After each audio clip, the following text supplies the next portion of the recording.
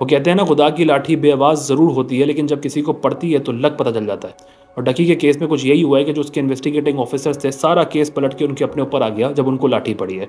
100 दिन जेल में रहने के बाद डकी ने बाहर आके एक 52 मिनट की वीडियो बनाई और एक तरीके से सिस्टम को एक्सपोज करके रख दिया। It was heartbreaking. जिस तरह वो अपने 100 दिन की ज़िंदगी को डिस्क्राइब कर रहा था, बड़ी हिम्मत चाहिए होती है, आसान नहीं होता है। जब आपको तशद्दुद का निशाना बनाया गया हो, आपको तोड़ा गया हो, टॉर्चर किया गया हो, मेंटली आपने सफ़र किया, आपकी फैमिली ने सफ़र किया हो, किसी ट्रॉमा से कम नहीं होता ये। लेकिन बाहर आके ये सारी बातें करना, नोइंग द फैक्ट कि आपकी बातों से सिस्टम एक्सपोज हो जाएगा, लेकिन फिर भी सारी बातें बयान करना, ये आसान बात नहीं है। इसमें बड़ी हिम्मत चाहिए होती है। जब आज से 3 महीने पहले डकी अरेस्ट हुआ था, तो उस वक्त मैंने एक वीडियो बना के यही बात कही थी कि ये बैटिंग एप्लीकेशन के ऊपर केस है ही नहीं। ये केस कोई पर्सनल लेवल पर है, कोई किसी को ज़ाती तौर पर डकी से बहुत ज़्यादा नफरत है, कोई मसला है जो उस लेवल पर जाके उसके साथ केस चला रहे हैं, क्योंकि ये इस तरह का केस है ही नहीं। इस लेवल पर कोई बात हो ही नहीं सकती है। ये सिर्फ बैटिंग प्लेटफॉर्म्स को रोकने का मकसद नहीं है, यहाँ पे डकी के अगेंस्ट कुछ ना कुछ पर्सनल जरूर है। और डकी की बातों से लग भी रहा था कि कोई ज़ाती तौर पर ना किसी को मसला था, और वो थे एडिशनल डायरेक्टर, साबिक एडिशनल डायरेक्टर सरफराज चौधरी साहब, जो अपने कमरे में बुला के डकी को चपेड़े लगाते हैं, थप्पड़ लगाते हैं, गालियां देते हैं, घुटने पे बिठा के हाथ इस तरह ऊपर करवा के उसको फिर चपेड़े लगवाई जाती हैं। एक फ़ोन कॉल की जाती है वीडियो कॉल पे। अब वो 7 साल का, बकौल डकी 7 साल का कोई बच्चा था, अब उनका बेटा है या घर में कोई और बच्चा है, उसको वीडियो दिखाई जाती है, उससे गालियाँ दिलवाते हैं डकी को, वीडियो कॉल पे लगा के उसको थप्पड़ लगवाते हैं और कहते हैं ये हाल होता है डकी जैसे लोगों का। अब सुनकर तो ऐसा लग रहा है कि जैसे सरफराज चौधरी के घर पे ना सिर्फ टीवी पे डकी ही चलता था, जो उनको इतनी नफरत थी डकी से और दीगर यूट्यूबर्स से कि पर्सनल लेवल पे जाके उन्होंने उसको ज़मीन पे बिठाकर ये महसूस करवाया है कि ये तुम्हारी औकात है, और उस बच्चे को दिखाया कि ये हाल होता है इनका। इबरत बनाने की कोशिश उन्होंने पूरी तरीके से की। सोचें उस वक्त एक बंदे की सेल्फ रिस्पेक्ट किस लेवल पे जाके गिर चुकी होगी कि एक बच्चे से वो गालियां खा रहा है। यू नेवर नो कि उसने स्क्रीन रिकॉर्डिंग की हो बच्चे ने, कल को वो वीडियो कभी कल को वायरल हो, किस लेवल पे उसकी सेल्फ रिस्पेक्ट हर्ट हुई होगी। एक होता है ना कमरे के अंदर आप पिट गए, खत्म हो गई बात, बाहर आ गए, लेकिन एक होता है वीडियो, आपकी किसी ने वीडियो कॉल पे एक बच्चे से गालियाँ दिलवाई हों। और वैसे भी सरफराज चौधरी की जितनी भी पॉडकास्ट थी, इंटरव्यू था, उनकी बातों से नज़र आता था कि वो किस तरह यूट्यूबर्स से नफरत करते हैं। जो वो अल्फाज इस्तेमाल करते थे यूट्यूबर्स के लिए, नीच लोग, घटिया लोग, 2 नंबर लोग, अजीज़ वतन के प्यारे बच्चों को बिगाड़ने वाले लोग, जब वो इस तरह की ज़बान इस्तेमाल करते थे, नज़र आता था कि उनकी सोच कितनी नेगेटिव है, वो किस तरह से नफरत करते हैं इन लोगों से। उनका पॉइंट ऑफ व्यू ये था कि पहले बच्चे कहते थे हमें डॉक्टर बनना है, इंजीनियर बनना है, अब बच्चे कहते हैं हमें यूट्यूबर बनना है डकी जैसे लोगों को देख के। क्या प्रॉब्लम क्या है अगर किसी को यूट्यूबर बनना है? आज की दुनिया में लोग यूट्यूबर बनते हैं, इंस्टाग्राम पे जाते हैं, टिकटॉकर बनते हैं, प्रॉब्लम क्या है इसमें? और बचपन में तो हर कोई बोलता है बीबी के डॉक्टर बनना है, लेकिन आहिस्ता आहिस्ता आहिस्ता वो कोई और फील्ड में चला जाता है। इसमें प्रॉब्लम क्या है किसी को? और रही बात इसकी कि जी वो बच्चे बिगाड़ता है, तो आई थिंक डकी ने या किसी भी कंटेंट क्रिएटर ने ठेका नहीं उठाया हुआ है कि वो आपके बच्चों को सुधारेगा। ये काम माँ बाप का होता है। माँ बाप अपने आप को खुद आज़ाद करने के लिए बच्चों के हाथ में मोबाइल पकड़ाते हैं, वो स्क्रॉल करते करते डकी पे पहुँच गए, तो अपनी नाकामी को किसी और की जिम्मेदारी नहीं बनाना चाहिए कि वो जिम्मेदार है।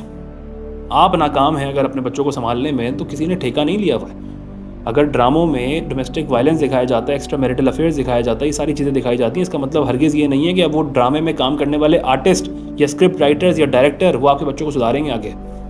आप नहीं दिखाओ उन बच्चों को, सिंपल सी बात है। यूट्यूब पे नहीं दिखाओ ये सारी चीज़ें, अपना टाइम खुद स्पेंड करें बच्चों के साथ। किसी ने ठेका थोड़ी लिया हुआ इस चीज़ का। तो ये लॉजिक रखना कि जी वो बच्चों को बिगाड़ रहे हैं, और उस बात पे आपने इतनी इस कदर नफरत बढ़ा ली कि आपने उस बंदे को ज़मीन पे बिठा के वीडियो कॉल पे एक 7 साल के बच्चे से गालियाँ दिलवाई हैं। और फिर पैसों की बात तो बात की बात है, वो तो डकी के केस पे थी भी नहीं, वो तो अरूब उनकी बेगम जो हैं उनके ऊपर पर्चा ना कटे या वो जेल में ना जाए, इसलिए वो रिश्वत दी गई थी।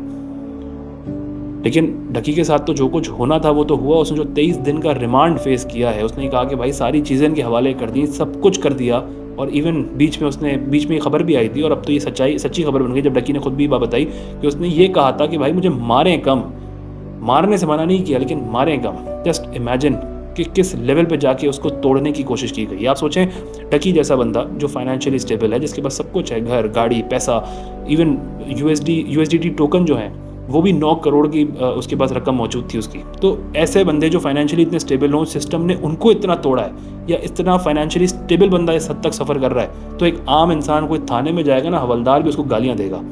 तो क्या कर लेंगे इस सिस्टम में रहते हुए? एक आम इंसान करेगा क्या? जब पैसे वाले की ये हैसियत है तो एक गरीब आदमी की क्या हैसियत होगी यहाँ पे?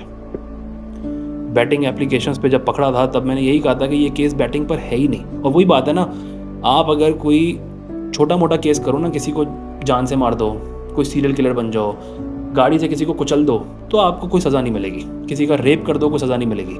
लेकिन अगर आपने कोई संगीन जुर्म किया है, अजीज़ वतन के प्यारे बच्चों को कोई बैटिंग एप्लीकेशन पे लगा दिया है, तो फिर आपकी शामत है।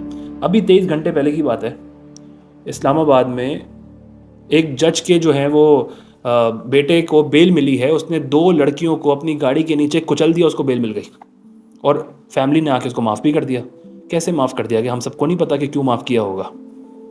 अगर छोटे मोटे ये गुनाह हो ना, किसी को कुचलना हो, रेप करना हो या किसी के साथ ज़्यादती करनी हो, तो बस ठीक है, आपको सज़ा नहीं मिलेगी। लेकिन अगर आपने संगीन जुर्म इस तरह का किया है कि आपने यूट्यूब पे वीडियो बना ली है, आपने बैटिंग एप्लीकेशन को प्रमोट कर दिया और आपकी वजह से अजीज़ वतन के प्यारे बच्चे बिगड़ गए हैं, आपकी जिम्मेदारी है कि किसी और के माँ बाप के बच्चे बिगड़ गए, उन्होंने नहीं संभाला लेकिन आपकी जिम्मेदारी है, तो फिर आपकी शामत है। आप 100 दिन जेल में बैठोगे, 23 दिन आपका रिमांड होगा, आपको चपेड़े लगाई जाएंगी, घुटने पे बिठाया जाएगा, वीडियो कॉल पे आपको जलील किया जाएगा। एक तो डकी ने अजीज वतन के प्यारे बच्चों को बिगाड़ दिया। दूसरी गलती डकी ने क्या की, पैसे बहुत बना लिए। मिडिल क्लास हो, वीडियो बनाते बनाते इतने पैसे बना लिए कि अब बराबरी करोगे। ये बातें ना कुछ एलीट को चुभती बहुत हैं, बर्दाश्त नहीं होती उनसे कि एक नीचे लेवल से बंदा, मिडिल क्लास बंदा फाइनेंशियली ग्रो करते करते बराबर आके खड़ा हो जाए, तो बराबरी करने की हिम्मत कैसे हुई। अब रगड़े जाओगे, रगड़ दिया गया उसको। इतने पैसे बनाए हैं तो कुछ हिस्सा हमारा भी होगा। उस हिस्से के चक्कर में जितना तोड़ सकते हैं एक बंदे को वो तोड़ते हैं, और यही कुछ उन्होंने डकी के साथ किया है। दूसरी तरफ हमारी आवाम है, बड़ी हिपोक्रेट आवाम है। जिस वक्त उसको अरेस्ट किया गया, कहा गया बहुत अच्छा हुआ, बिल्कुल सही किया, इबरत का निशाना बनाना चाहिए उसको, क्योंकि डिजर्व ये करता है, उसने बर्बाद कर दिया हमारी जनरेशन को।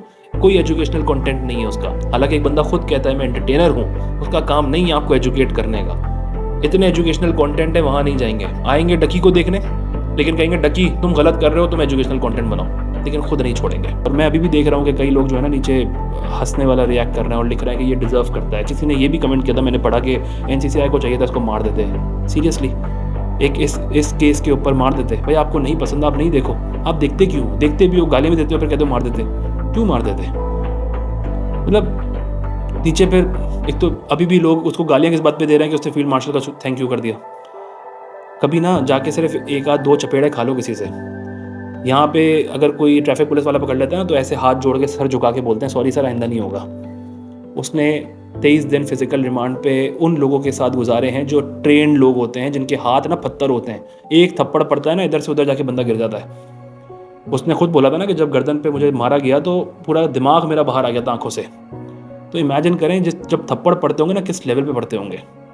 और अभी भी मजाक उड़ा रहे हैं कि 5-6 थप्पड़, अबे ऐसे नहीं मारा होगा, स्क्रिप्ट है, सिंपैथी ले रहा है। एक खा लो भाई पहले तो, जाके किसी IG से, किसी हवलदार से खाओगे ना, IG को अबू बना लेंगे यहाँ पे लोग। उसने अगर थैंक यू बोला है तो हो सकता है भाई वो बिग ब्रदर का जो उसने कॉन्सेप्ट बताया है कि कोई बिग ब्रदर आया, उसने हेल्प की, मिलिट्री इंटेलिजेंस का उसने नाम लिया, तो मिलिट्री का रोल इसमें आया। उसने ये भी बताया ना कि जब मैं अरेस्ट हुआ था तो शुरू में ही मुझे बता दिया गया था कि ISI MI ये सब इन्वॉल्व है, मतलब ये सब जो है उसके पीछे पड़े हुए हैं, इन्वॉल्व नहीं है, सब पीछे पड़े हुए हैं। तो ये बात डकी ने शुरू में कह दी थी ना। तो अगर कोई MI का नाम लेके, ISI का नाम लेके किसी को पकड़ेगा और अगर वो झूठ होगा तो वो इदारा तो आएगा, बीच में एक्टिव होगा। तो उस इदारे ने अगर आके उसको निकाला है, उसको बाहर बेल दिलवाई है और बाकी लोगों को, करप्ट ऑफिसर्स को पकड़ लिया है, तो वो थैंक यू नहीं करेगा तो क्या करेगा भाई? और वो क्यों ना करे? जस्ट इमेजिन अपने आप को, खुदा ना खास्ता इस सिनेरियो में रख के बंदा सोचे कि आप 100 दिन जेल में बैठे हुए हो, आपकी इस उम्र में वालिदा जो है धक्के खा रही हैं कोर्ट के, आपकी बेगम कोर्ट में आ रही हैं, आपका भाई सबको छोड़ के वहाँ पे आ रहा है, वालिद आपके हार्ट पेशेंट है। ऐसे में कोई भी बंदा कुछ भी कॉम्प्रोमाइज़ कर लेगा भाई कि ठीक है यार मैं थैंक यू भी बोल दूंगा, मैं कुछ भी कर दूंगा, मुझे निकाल दो यहाँ से बाहर। और उस पर आप गालियाँ दे रहे हो एक बंदे को यार, सिर्फ इसलिए क्योंकि आपकी कोई सियासी एफिलिएशन कहीं और है। तो उस बंदे ने अगर वहाँ थैंक यू बोल दिया तो उस पर प्रॉब्लम हो गई है किसी को। अनबिलीवेबल यार, अनबिलीवेबल। डकी की ये सारी बातें वो थी जो हम एक टाइम पे एज्यूम करते थे कि यार किसी के साथ जेल में ये कुछ हुआ होगा, ऐसा कुछ हुआ होगा।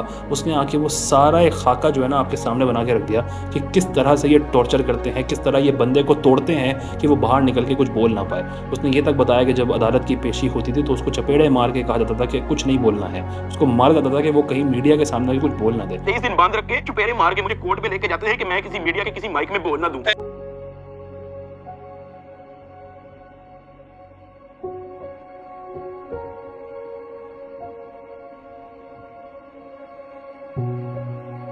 लेकिन वही बात है कि ये केस हाई प्रोफाइल केस था जो डे 1 से हर तरफ न्यूज़ में, सोशल मीडिया पे मौजूद था।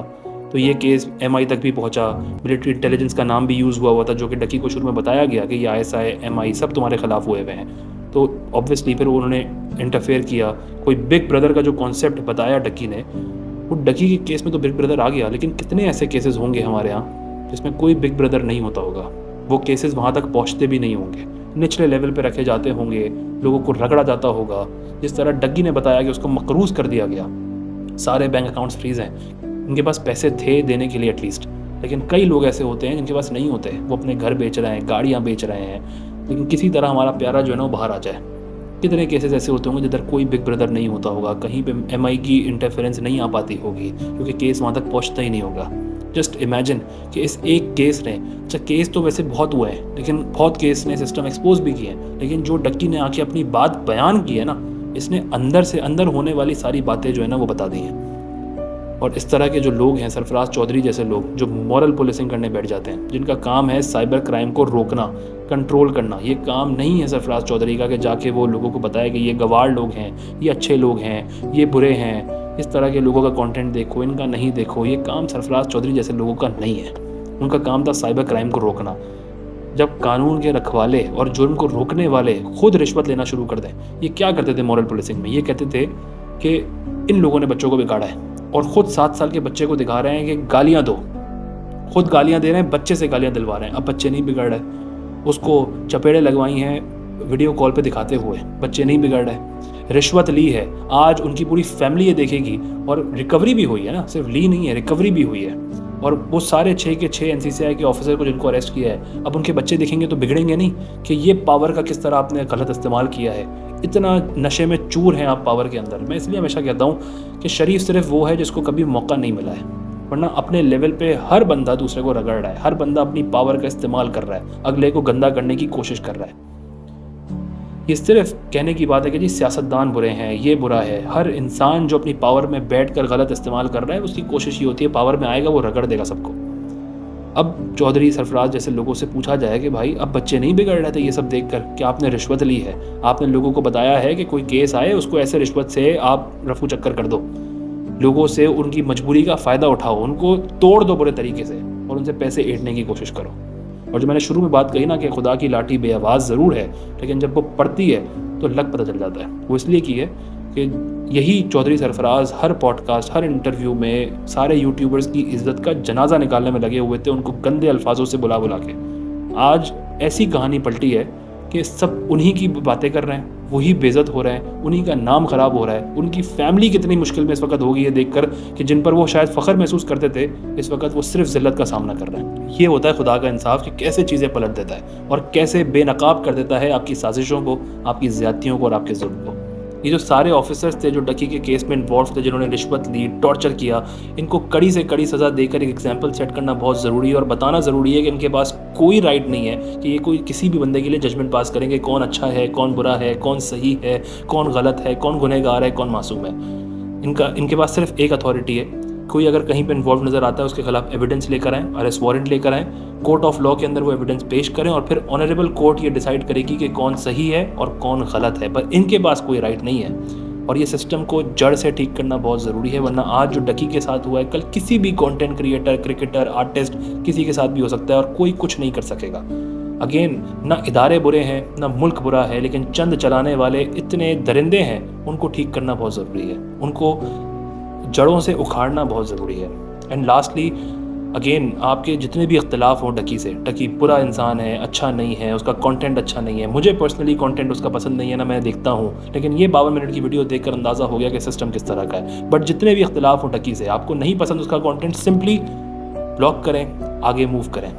अब ना एल्गोरिदम एक्सपोज कर देता है इंसान को। अब ये नहीं होता कि मेरे सामने वो वीडियो आ गई, आप जो चीज़ देखते हो ना वही चीज़ आपको दिखाई जाती है। अगर आप फैमिली ब्लॉगिंग देखते होगे तो ही आपको फैमिली ब्लॉगर्स हर तरीके के नज़र आएंगे। अगर आप क्रिकेट देखोगे तो क्रिकेट ही नज़र आएगा। अगर पॉलिटिक्स देख रहे हो तो पॉलिटिक्स ही नज़र आएगी।